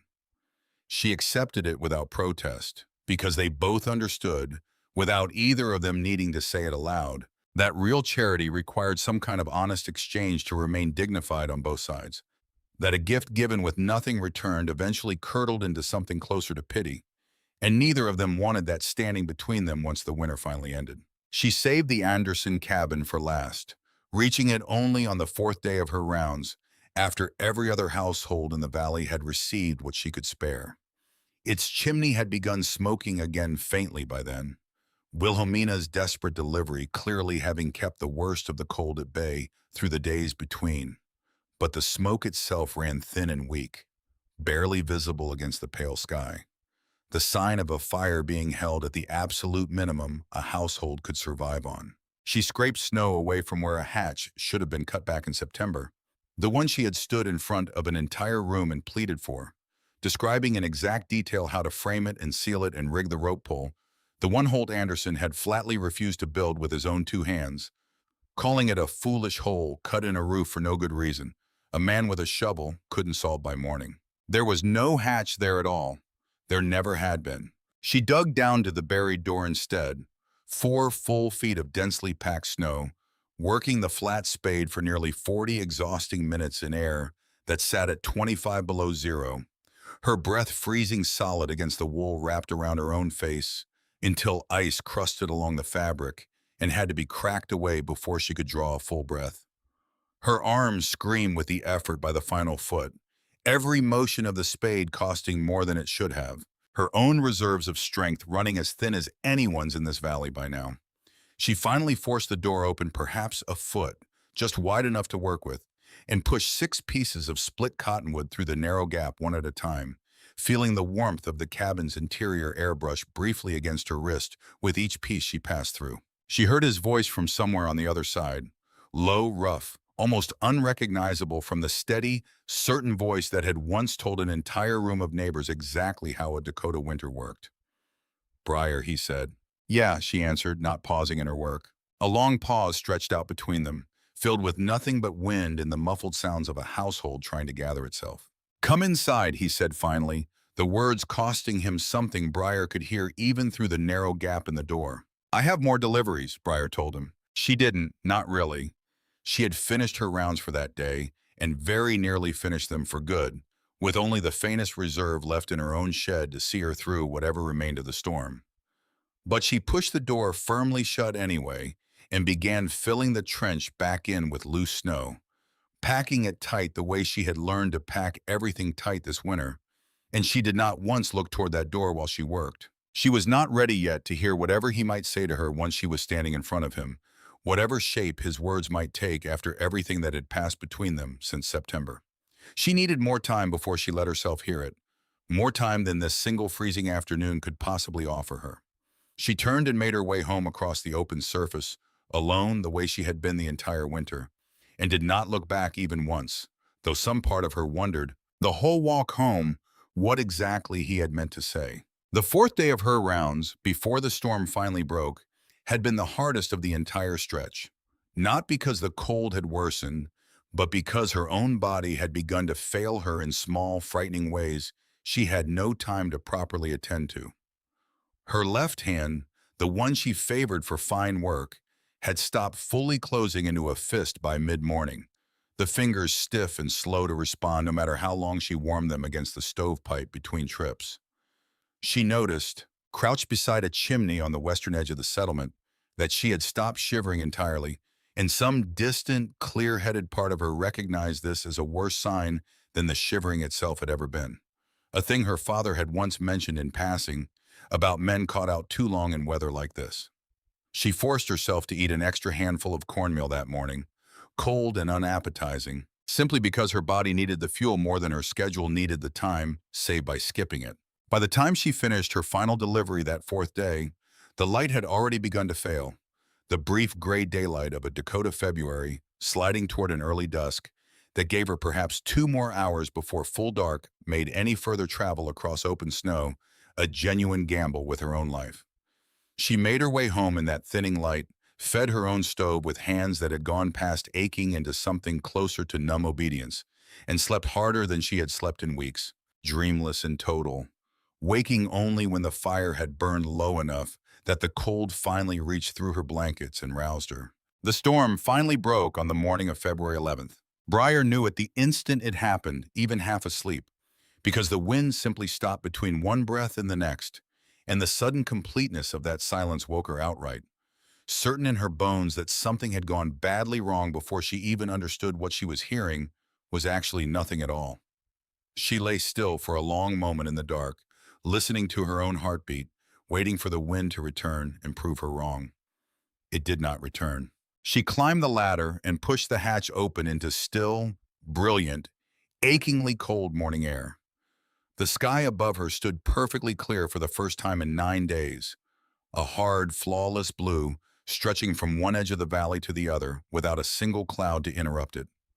The temperature held at 25 below zero, and the sun struck the snow surface and threw back a light so sharp and total it was nearly impossible to look at directly, forcing her to squint and turn her face away for a moment before she could trust her own eyes again. She stood on the buried roof of her father's sod house and looked out across the whole transformed world, a landscape so changed from the gold summer grass, she remembered that it seemed almost to belong to another valley entirely.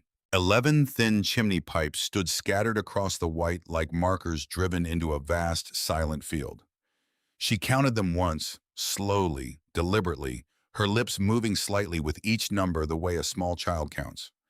Then she counted them again, just to be certain her own exhausted eyes weren't deceiving her after 9 days of strain and worry and too little sleep.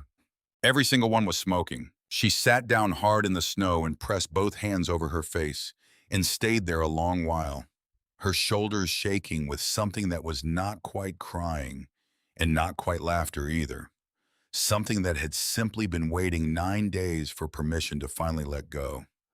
She thought, in that strange suspended moment, of her father's voice reading aloud by lantern light, of muskrat lodges built high against a coming winter, of a drifter on a crate outside a trading post, telling her that being truly ready meant feeling the cold in your own teeth before it ever arrived. She had been ready. 11 chimneys still smoking were the proof of it. In the days between the storm's end and the settlement meeting, the valley began, slowly and carefully, to take stock of itself. Families venturing out from their own claims for the first time in over a week to check on neighbors they had not seen or spoken to since the worst of the cold had set in.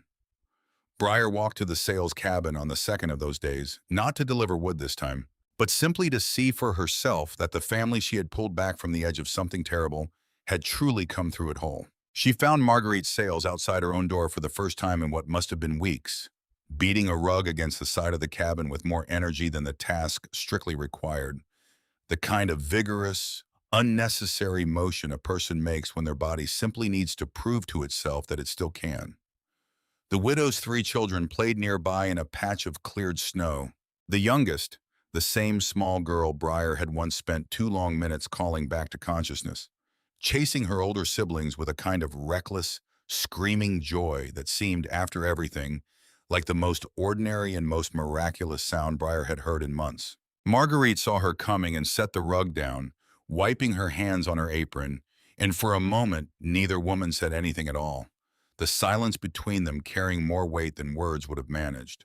Then Marguerite said simply, "She asks about you, the little one, wants to know who the girl was who came down through the roof." "What do you tell her?" Briar asked. "I tell her the truth," Marguerite said, "that a neighbor came when no one else could." She studied Briar for a moment, something searching in her expression. "You look tired, child." "I am tired," Briar admitted, and found, saying it aloud to this particular woman, that admitting it cost her nothing at all, unlike admitting weakness to Holt or Whitcomb, or any of the men who had once voted to leave her on her own. "Come in and sit by the fire a while," Marguerite said. "Just sit. You don't have to carry anything or fix anything today." And Briar found, to her own surprise, that she did exactly that, sitting in a stranger's kitchen for the better part of an hour with no task in front of her at all, watching three children who were alive because of her play a noisy game on the floor, and feeling something in her chest loosen that had been wound tight since the day her father died. Holt Anderson called the full settlement meeting for the 14th of February. Once the surface trenches between cabins had packed firm enough to walk without snowshoes, they gathered in Silas Whitcomb's cabin, the only structure in the valley with ceiling height enough for grown men to stand fully upright. And every single family came, bundled deep in their coats, faces drawn thin and hollow from 4 straight months of cold and rationing, and a fear none of them had quite found the words for yet, even now that the worst of it had finally passed. Briar walked to that meeting alone, the same way she had walked to the September meeting 5 months earlier, though the walk itself felt entirely different beneath her feet now. The path between her own claim and Whitcomb's cabin no longer needed clearing. The whole valley had been packing it down for days as families finally began visiting one another again, checking on each other's health and counting losses and exchanging the particular relieved, exhausted talk of people who had each privately wondered whether they would live to have this conversation at all. She passed 3 different households on her way, each one offering some small greeting they had never bothered to offer her back in September. A nod, a word, a hand briefly raised, small currency that meant more to her than she let her face show. She found herself wondering, walking the last stretch toward Whitcomb's door, what exactly she wanted to happen inside that cabin. She had not built the tunnel, or cut the wood, or twisted 300 pounds of hay in order to be thanked. She understood that plainly, walking through snow she had once been told she had no right to expect anyone's help clearing. She had done it because the alternative had her own face in it. Frozen and alone in a buried cabin no one came looking for until spring. She had done it later because it had other people's faces in it too. A 4-year-old girl gone gray at the fingertips. A woman named Wilhelmina pressed flat against a wall in a wind trying to tear her loose. Whatever this room said to her in the next hour would not undo any of that, and would not, she suspected, fully change how she felt about a community that had once voted, formally, to leave her to die or thrive entirely on her own. But she walked in anyway, because something in her, some quiet, stubborn thing her father had planted in her years before any of this began, told her that a person who had been wronged still owed it to herself to hear what came next, rather than assuming in advance that it would be more of the same. Briar sat in the corner, the youngest person in that crowded room by a margin of 15 years or more, exactly as she had been back in September, though something in how the room held itself around her had shifted in ways she could not yet fully name. Holt stood at the front of the room. He was still a big man, always had been, but the winter had clearly taken something measurable off him that would likely never fully return. His coat hung looser across his shoulders than it had in autumn. His face carried a new set of lines that hadn't been there before the snow began falling. The kind of lines that did not come from age alone, but from the specific, grinding weight of watching one's own family come closer to disaster than any man wanted to admit afterward. He stood for a long moment with both hands flat against the table before he finally trusted himself to speak. And when he did not look directly at anyone in the room. "I have lived on this prairie for 7 years," he said. "I have seen storms that killed oxen standing upright in their own pens. I have never once, in all that time, been wrong about a Dakota winter." He raised his head then and forced himself to look squarely at her, sitting quiet in her corner, and something in his face caused him visibly to hold steady. "I was wrong about this one. The girl was right. I owe her my family's lives, and I am not a man who walks away from a debt like that." The room sat in absolute silence, the kind of silence that follows a confession no one expected to hear spoken aloud, especially not from this particular man. Silas Whitcomb spoke next, and Briar could tell immediately that he had been working something out in his own head since October, turning it over and over the way a careful man worries at a calculation he keeps arriving at wrong no matter how many times he checks his figures. He had the unmistakable look of someone who had finally located the precise error in his own thinking, an error that had cost him nothing in the end, but might easily have cost a great deal more. I said a girl couldn't cut 15 cords alone, he said. I was right about that part. She cut 8 in the end between her own needs and what she gave away to the rest of us. He paused, choosing his next words with visible care. I said the tunnel was impossible for one person working alone. I was wrong about that. She built the full frame in 12 days and simply let the snow finish the rest of the work for her, exactly the way she said it would. He looked over at her directly, and something almost like respect moved across his usually guarded features. I was thinking about the whole problem with a builder's assumptions. She was thinking about it with a reader's imagination instead. The arithmetic in this was mine. The engineering, start to finish, was entirely hers. Garrett Pruitt said nothing at all for a long stretch of time, his eyes fixed somewhere on the rough planks of the table in front of him. He had lost most of his trade inventory to his own neglected stove over the worst stretch of the storm, and with it had gone any real claim he might once have had on Briar's father's quarter section, any leverage he might have used to see her sent away as he had once openly suggested. A man could not simply walk in afterward and take a dead man's land from the girl who had just kept every single family in this valley alive through 9 days that should have killed half of them by his own earlier reasoning. When he finally spoke, he kept his eyes fixed on the table rather than on her, his voice lower and more careful than the loud, dismissive tone he had used back in September. I don't apologize, Pruitt said. I said what any reasonable man in that room would have said back in September. A 13-year-old girl on her dead father's claim, talking about frozen tunnels out of some old picture book. He shook his head slowly, almost to himself, as though still arguing with the man he had been 4 months earlier. I wouldn't have done it differently, knowing only what I knew then.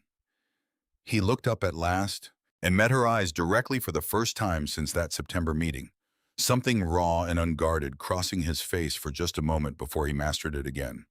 But I'll say this much plainly. I was wrong about what that girl was actually capable of. It was not forgiveness, not exactly. It carried no real warmth in it at all. But it was the plain truth, spoken aloud in front of the whole valley. And from a man like Garrett Pruitt, that was very nearly as much as anyone in that room could have reasonably hoped to ask for. Holt's voice filled the room once more, steadier now, carrying the particular finality of a decision already made and not open for discussion. We will cut her claim's wood before we cut our own, every single one of us, until she tells us to stop. No one argued against it. No one even considered it.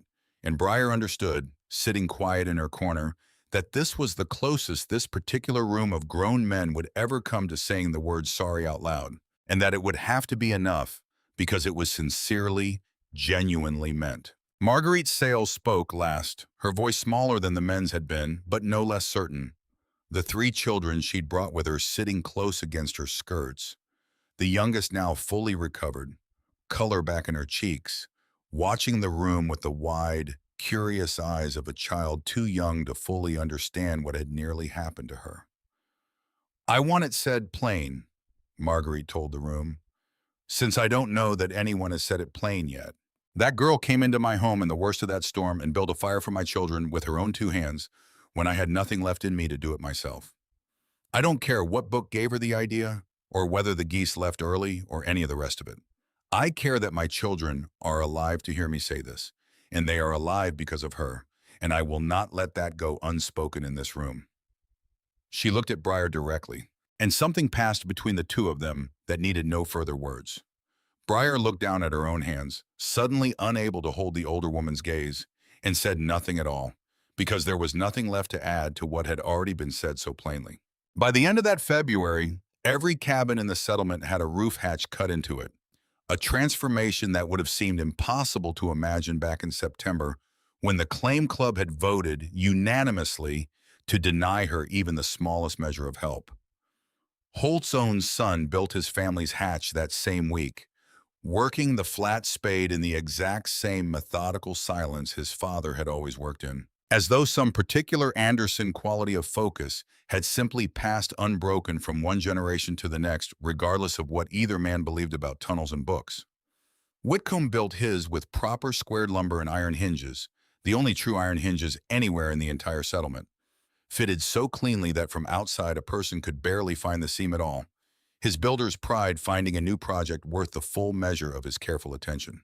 The Whitcomb family's oldest daughter, 11 years old, cut her own family's hatch herself, working 3 full evenings after supper until the framing sat solid and true beneath her hands.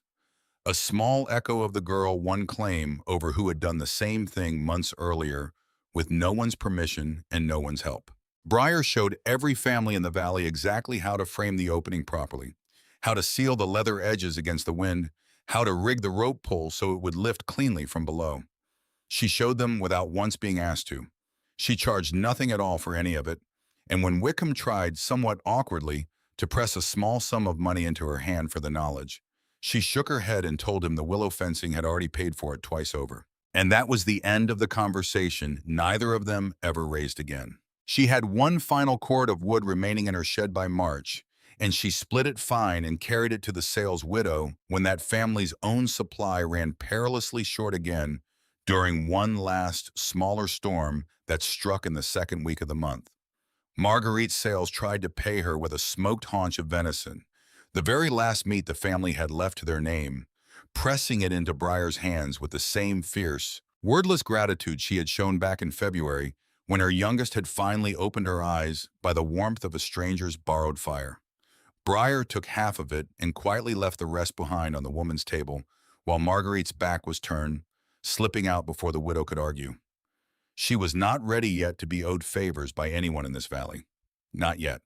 But she was slowly learning, piece by piece, exactly how that particular kind of debt was meant to work between people who had nearly lost everything together. And that learning felt, in its own quiet way, like the beginning of something she had not had since her father died, the early, uncertain shape of belonging somewhere. The snow did not meaningfully recede until late April. On the 23rd, water finally began running again in the wheel ruts for the first time since the previous October, a sound so ordinary and so long absent that several families reportedly stood outside their own doors, simply listening to it. On the 30th, the James River reappeared at last, swollen and brown and running fast, well over its banks and out into the lowlands beyond. The same river that had given Breyer the cottonwood poles for her tunnel, now reclaiming the ground around itself, as though reminding the valley who truly governed it. Spring brought its own kind of violence with it that year, a different and more familiar danger than the one the valley had just survived. The Missouri flooded catastrophically further south. Whole settlements stood underwater for days. The full toll of that terrible winter only fully emerged as the territory slowly thawed around it. Thousands of cattle found dead across the open range. Dozens of homesteads abandoned outright. Families who had poured everything they owned into a single claim, now limping back east with nothing left to show for any of it. Their dreams of free land buried somewhere beneath snow that had simply refused to negotiate. That hard winter would mark the effective end of the first great wave of Dakota settlement. It would take years before the land truly filled again. The stories of that winter traveling east along with the broken families, discouraging others from following the same path their own parents and grandparents had once walked with such confidence. The settlement along the James River lost no one, not a single soul, in a winter that had emptied other valleys of entire families.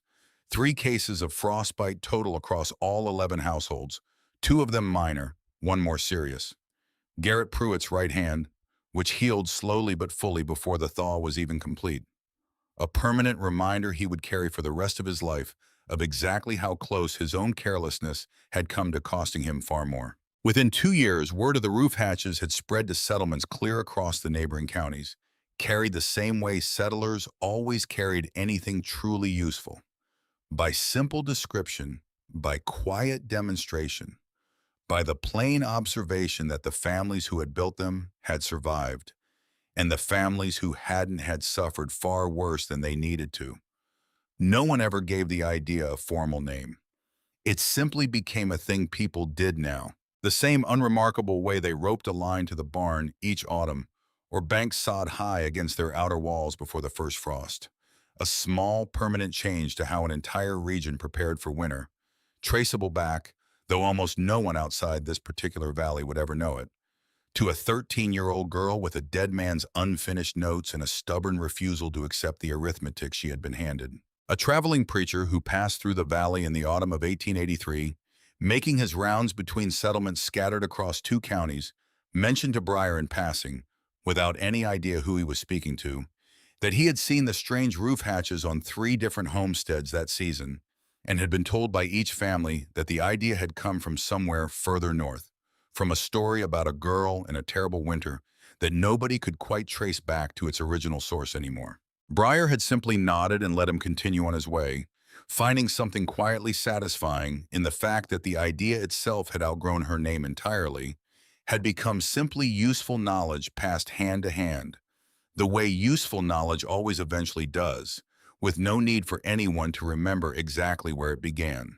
Breyer Lindquist proved her father's claim and filed it formally in her own name in the spring of 1888, the year she turned 21, walking into the land office in town with papers that named her, finally and permanently, as the owner of the ground her father had once paced off with a chain and a quiet prayer. The clerk behind the counter, a young man who had not lived in the territory long enough to know the story, simply stamped the document and slid it back across to her without comment. And Breyer remembered standing there a long moment afterward, struck by how ordinary the whole transaction felt, how little ceremony attached itself to a moment she had spent 8 years quietly waiting for, without ever quite admitting to herself that she was waiting for it at all. She farmed that same James River quarter section for the remainder of her life. She married in 1892 a quiet man named Daniel Forsyth for the work he did rather than the words he spoke, a neighbor's son who had grown up 2 valleys over and had heard the story of the winter of 1881 the way most of the territory eventually heard it, second-hand and slightly embellished, the muskrat lodges grown taller in the telling, the storm grown colder, the girl grown almost mythical by the time it reached his ears as a boy of 12. He had come courting her at 25 with a certain wary curiosity, expecting, he later admitted to her with some embarrassment, something closer to a legend than a woman, and had been quietly relieved to discover instead a person who complained about her own aching knees in wet weather and argued with him cheerfully about the proper way to rotate a hayfield.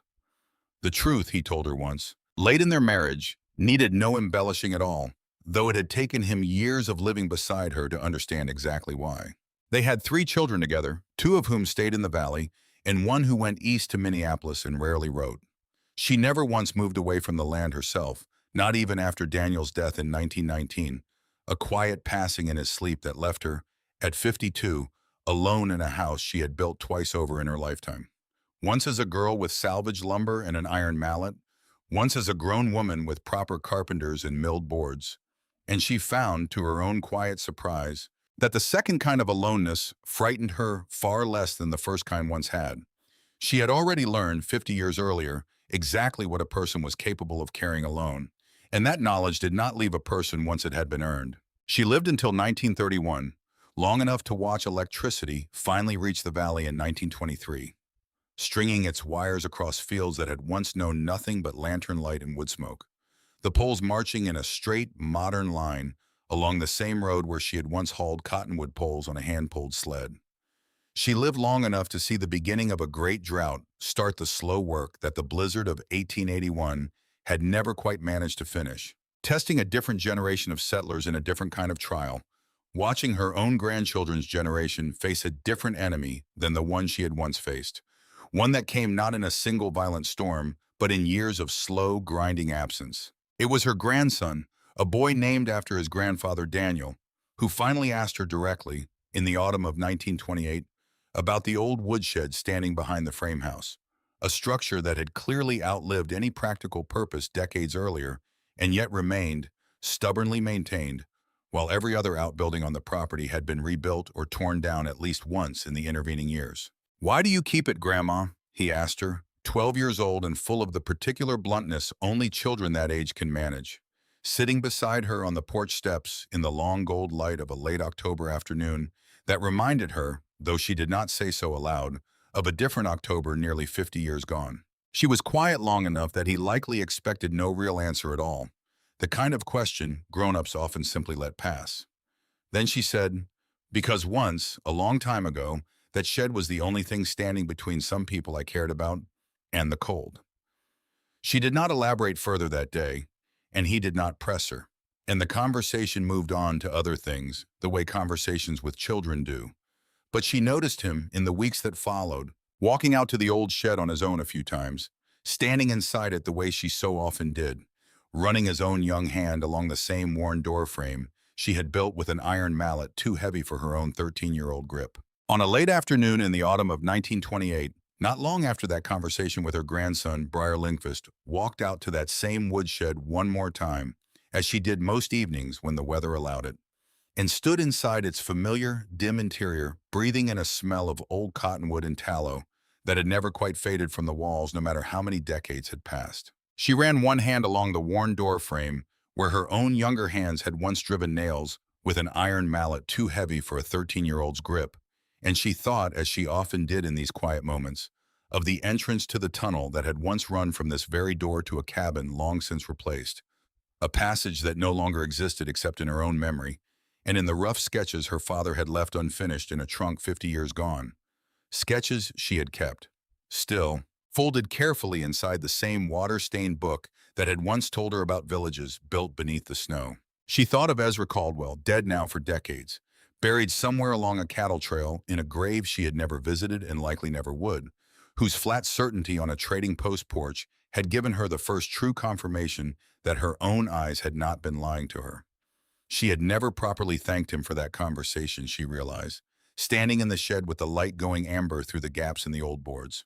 She had meant to in all the busy years that followed, and had simply never found the occasion, and now there was no occasion left to find. She thought of Holt Anderson, gone 11 years now, who had spent the last winters of his own life telling anyone who would listen, with something like pride rather than embarrassment, about the year a 13-year-old girl had proven him wrong and saved his family in the process. A story he apparently told so often in his final years that his own grandchildren could recite it back to him nearly word for word, much to his evident delight rather than annoyance. She thought of Silas Whitcomb's iron hinges, still holding fast on a hatch built into a roof that had since been replaced twice over, outlasting the very structure it had once protected. A small, stubborn piece of good craftsmanship that had simply refused to fail. She thought of Marguerite Sales, who had passed only 2 years earlier, and whose youngest daughter, the same small girl Briar had once rubbed warmth back into with her own bare hands inside a freezing cabin, had grown into a woman who still, every winter, sent Briar a jar of preserves with no note attached, an unspoken continuation of a debt neither of them had ever fully discussed, but both of them had clearly never forgotten. She thought longest of all of her father, of his unfinished notes, of a sketch of a passage between two buildings that she had built into something real with her own two hands because he had not lived long enough to do it himself. She had never once across nearly 50 years told anyone in this valley the full truth of those notes, that the idea they all believed had come entirely from a stranger's book about the Arctic had actually been her father's own half-finished thought, abandoned by his death and completed by her grief. She had let the valley believe what was easier to believe, that a clever girl had read something useful in a peddler's old book, because the truer version, the one where a dying man's last unfinished work had passed silently into his daughter's hands and become the thing that saved 45 lives, felt too private, too entirely her own, to hand over to a room full of people who had once voted to give her nothing at all. Perhaps, she thought now, standing alone in the gathering dusk, it was time someone in the family finally knew the whole of it. Perhaps that was a kind of inheritance too, one she had been quietly withholding without ever fully deciding to. The true inheritance she had come to understand somewhere in the 50 years between that terrible winter and this quiet evening had never been the wood or the tunnel or even the land itself, signed over to her in 1888 in a dead man's name finally made her own. It had been something far less visible than any of that.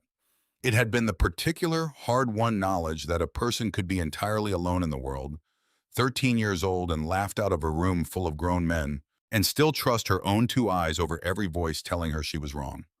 That trust, once built, never fully left her again, not through 50 years of farming this same stretch of prairie, not through a husband's death in 1919 that she had survived with the same quiet, stubborn endurance she had once survived a 9-day blizzard, not through watching her own children and grandchildren grow up, never quite understanding why their mother kept an old woodshed standing long after it had any practical use at all.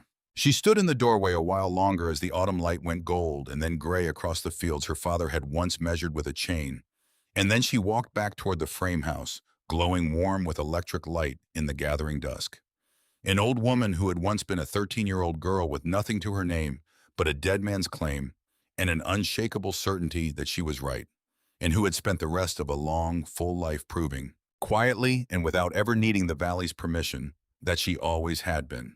On the morning of February 12th, 1881, with the temperature sitting at 25 below and the great blizzard of February 2nd finally fully spent, a 13-year-old girl had climbed up through a hatch cut into her own buried roof and stood on the snow surface counting chimneys. Holt Anderson, who had survived 7 Dakota winters and buried 2 oxen with his own hands in the storm of 1873, had told the entire settlement plainly back in September that they would prepare exactly as they always had. 5 cords at minimum, ropes strung to the barn, seal the windows tight. That was how a person survived a Dakota winter, he had said, not by cutting foolish holes through their own roofs. 11 chimneys, every single one of them smoking. The girl who had cut holes in her roof anyway counted them once more, just to be entirely certain. Then she climbed back down through her hatch, down the ladder, into the tunnel, and out to the woodshed once more. Because 4 cabins still showed only thin smoke that morning, and thin smoke meant low fires, and low fires meant cold children huddled too close together for warmth, and there was still wood left to carry to them. She had no money to her name. She had no family left living. She had 45 neighbors who had called her a liar to her face back in September and then voted formally to leave her entirely alone to either build something worth having or die trying. She loaded the sled anyway, one more time, because that had simply become who she was now, whether anyone in that valley had ever asked her to become it or not. She had learned something that long winter that Holt Anderson and Silas Whitcomb and Garrett Pruitt would each take months of warm, settled weather and a great deal of quiet reflection to fully understand for themselves. That knowing exactly what an ordinary storm looks like is not at all the same thing as knowing what the worst storm in living memory looks like. That experience, enough of it, accumulated over enough careful years, can eventually become its own particular kind of blindness. Briar Lindqvist was 13 years old that winter. She had no such experience yet to blind her. She pulled the rope over one shoulder and walked back out through the hatch into the cold, bright morning, alone and moving forward, exactly as she had been moving forward since the day they buried her father in June. And somewhere below her, scattered across 11 buried cabins, spread over nearly 2 square miles of unforgiving Dakota territory, 45 people who had no real reason to be alive that morning were alive anyway. Because a girl no one had believed had simply refused to stop believing in herself.